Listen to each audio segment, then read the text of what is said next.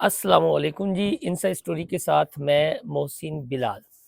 آج 15 نومبر ہے، بروز ہفتہ ہے اور بہار کے ساتھ بہار کی آمد، یعنی عمران خان صاحب کی جو رہائی ہے اسے رہ گئے ہیں 87 دن، یعنی 87 ڈیز۔ اس کے ساتھ ساتھ ایک دو خبریں ہیں تحریک لبیک پاکستان جن کے اثاثے منجمد کرنے کی رپورٹ پیش کی جانی تھی، اور آج باقاعدہ طور پر وہ رپورٹ جو ہے وہ پیش کر دی جائے گی۔ جو اس حوالے سے اپڈیٹ ہے وہ کچھ آپ کے ساتھ شیئر کریں گے۔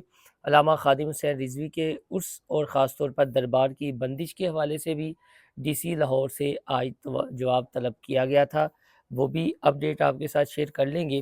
سینٹر مشال یوسف زئی ہیں جو بہت ہی متحرک پی ٹی آئی کی رہنما ہیں، اور کہا جاتا ہے کہ بشرا بی بی کے کافی زیادہ قریب ہیں۔ تو ان کی میں نے ایک بات کرنی ہے، ایک ویڈیو ہے وہ آپ کے ساتھ شیئر کرنی ہے۔ اور سب سے بڑی خبر جو عمران خان صاحب کے حوالے سے ہے، بین الاقوامی جریدہ ہے دی اکانومسٹ، اس میں ایک مضمون شائع ہوا ہے، اس مضمون کے حوالے سے بھی تھوڑی سی بات کر لیں گے۔ وجہ یہ ہے کہ معاملہ ہے ملکی سطح کے لیڈر کا، اور یہ باتیں اب ہو رہی ہیں۔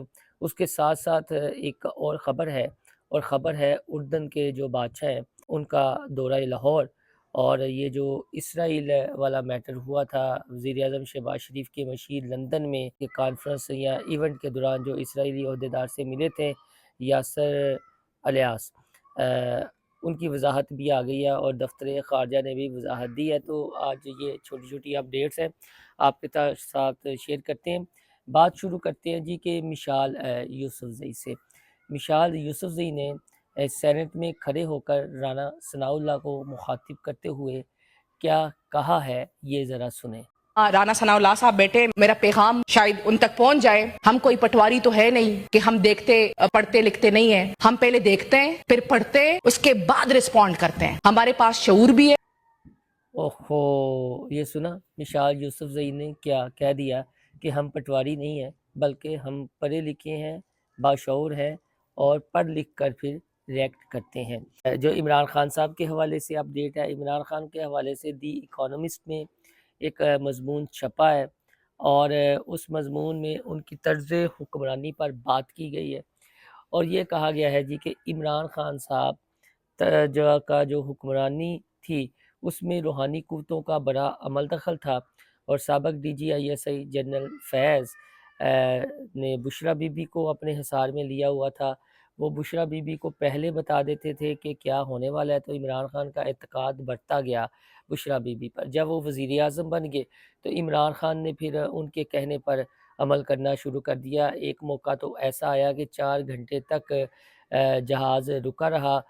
بعد میں وجہ یہ معلوم ہوئی کہ بشرا بی بی نے یہ کہا ہے کہ یہ وقت مناسب نہیں ہے سفر کرنے کا، تو لہٰذا پھر عمران خان صاحب اور ان کے ساتھ جو بھی تھے 4 گھنٹے تک جہاز رکا رہا۔ جب بشرا بی بی نے اجازت دی تو وہ اس جہاز نے پھر اڑان بنی۔ تو اس طرح کی مضمون ہے یہ دی اکانومسٹ میں جو لکھا گیا ہے عمران خان صاحب کے طرز حکمرانی پر۔ اس پر پھر ہم کھل کر بات کر لیں گے مزید اس مضمون میں کیا کیا ڈیٹیلز ہیں۔ اردن کے جو بادشاہ ہیں ولی عہد ہیں وہ پاکستان کے دورے پر ہیں، اور اس سے پہلے آپ کو معلوم ہوگا کہ فیلڈ مارشل سید عاصم منیر مصر گئے تھے، پھر اردن، اور اس کے بعد سعودی عرب۔ تو یہ جو اسرائیل والا چیپٹر ہے اس حوالے سے کچھ نہ کچھ تو ہوگا، کچھ نہ کچھ تو ہوگا۔ اب بھی فی الحال اتنا ہی، جو ڈیٹیل آئے گی وہ بھی شیئر کر دیں گے۔ ساتھ میں جو اسرائیل والا میٹر تھا، تو جو یاسر الیاس ہے انہوں نے کہا جی کہ مجھے نہیں معلوم تھا، اس شخص نے بیج بھی نہیں لگائے ہوئے تھے۔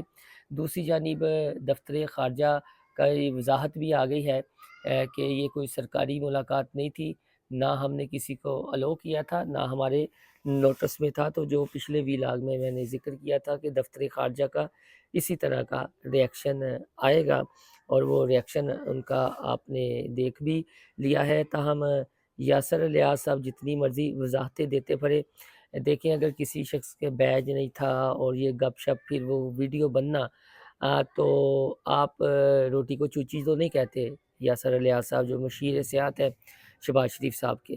تو یہ جو بلنڈر ان سے ہوا ہے اس کے آپ یہ کہہ لیں اس کا ریئیکشن تو آئے گا، اور شدید ریئیکشن آ بھی رہا ہے۔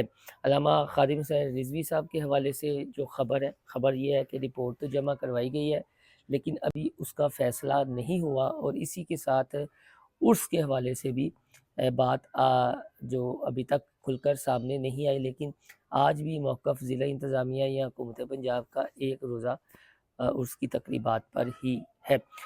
جہاں تک رپورٹ کی بات ہے، رپورٹ چونکہ آج کا دن ہے، اثاثے جتنے بھی پنجاب بھر میں منجمد کیے گئے ہیں، جو محکمہ داخلہ نے رپورٹ مانگی ہے، وہ رپورٹ کمپائل ہو رہی ہے کہ اب تک کتنے ان کے اثاثہ جات ملے ہیں، منجمد کیے گئے ہیں۔